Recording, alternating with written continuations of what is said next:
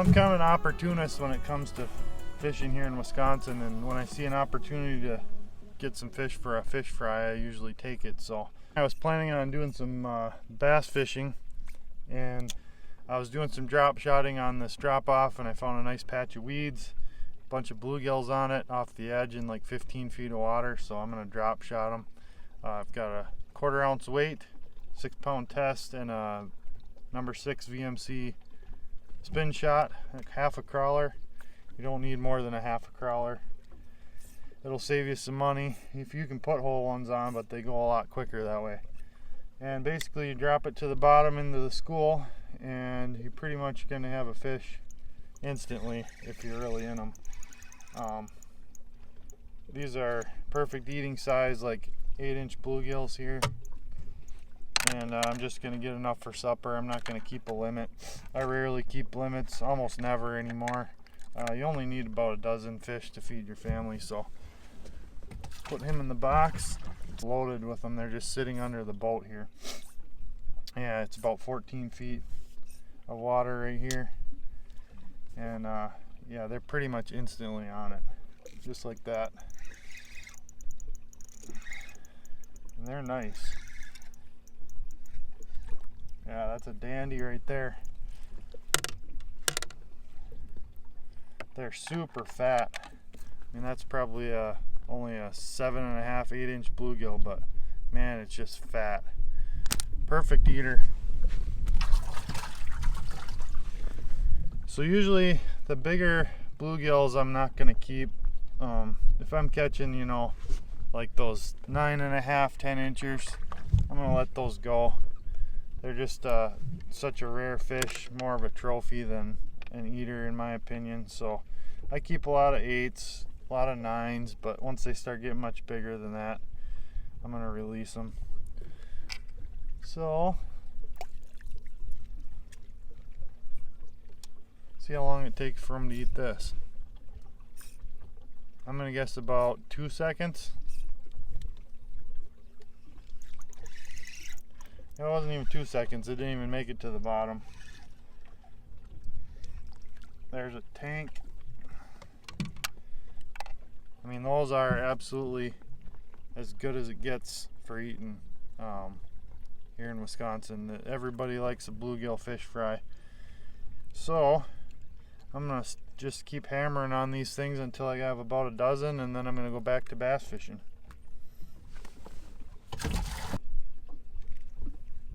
Ooh, that's a nice one.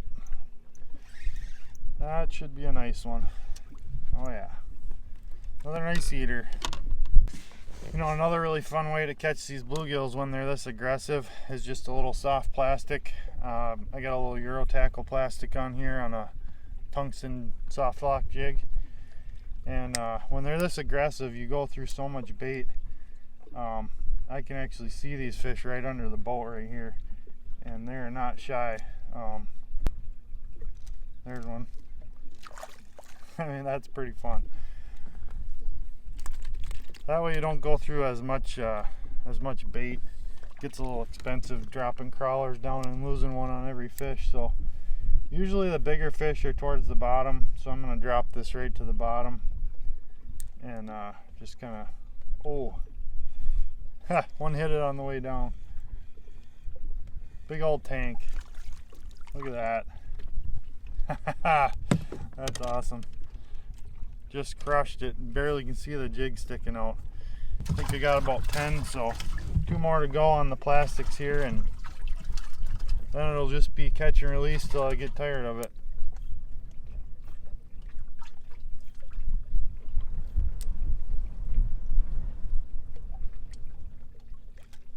There's another one.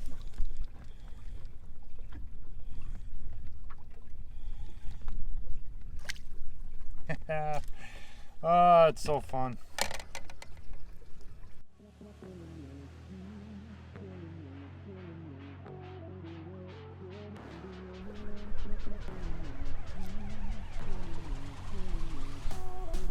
Another fish on here. This one feels really nice. Oh yeah. Oh, that's a tank. Oh, what a chunk. Look at that. I mean, that is gorgeous. And I hit that Euro Tackle Fat Assassin. I just put that on there. I used a little bit bigger plastic to see if I could pull a couple of the bigger fish out. And I'd say it worked. I don't know. That's look at the colors on that fish. Doesn't get much more fun than that. That's number 12, so I got a good meal. The sonar is just full of bluegills constantly, and they're all big. And there wasn't a fish anywhere on this whole drop off until I hit this one patch of weeds. And then if I hadn't been watching my sonar and seen those marks on there, I wouldn't have even known that these fish were here. So it's good to keep an eye on those electronics, and you just never know what you might stumble into. I'm definitely going to mark this spot. Alright, so these bluegills are so aggressive I decided to even take it one step further and go to a Z-Viber. I mean, obviously it's working. And the more aggressive approach you use, with the less plastic, the less bait on it, the more fish you can catch in a hurry. So I just tipped the hook with a little piece of Fat Assassin, the tail. Probably don't even need to, but then you can just get it down there quick, give her a couple rips, and there'll be fish on before you know it. Just like that. And this is so fun. When they're this size and everyone's, you know, a keeper. Oh, I shouldn't have tried to flip him. He was definitely a keeper. That was like an 8-inch male. Just give that Z-Viber a little twitch until you feel it vibrate, and then pause it. Give it a little jiggle. Ooh, missed him. Usually it's when you pause it and give that little, just a twitchy kind of jiggle there. Yep, just like that. Oh yeah, beauty. Absolutely beautiful. I'm just catching them for fun now. I got plenty for a meal, so I gotta get back to my goal here, which was bass fishing, but I kind of got sidetracked with these things. They're so much fun. So probably give this up for now and get back to the real deal. There's one.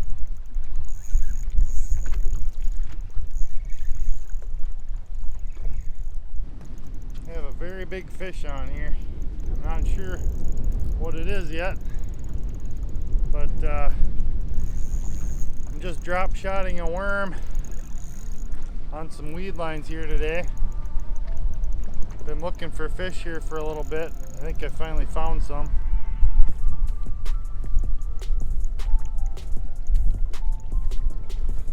Nice.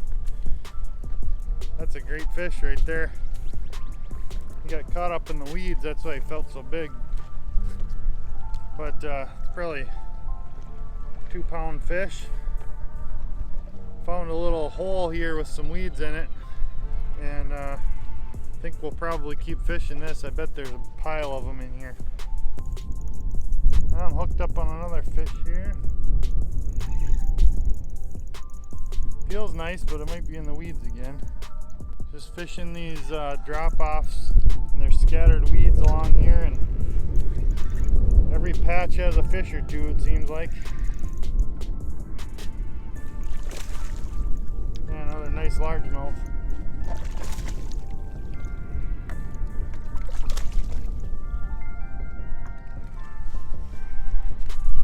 Nothing wrong with that.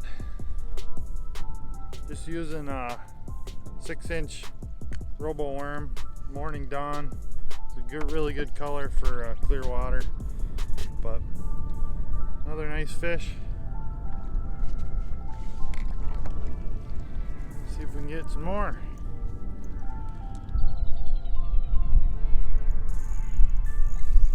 Fish on.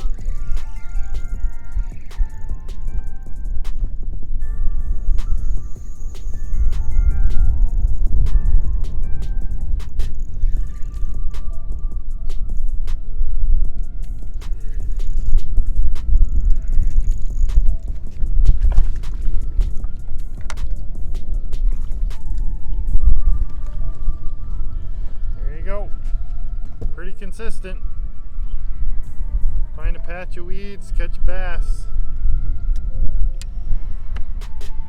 Fun summer fishing.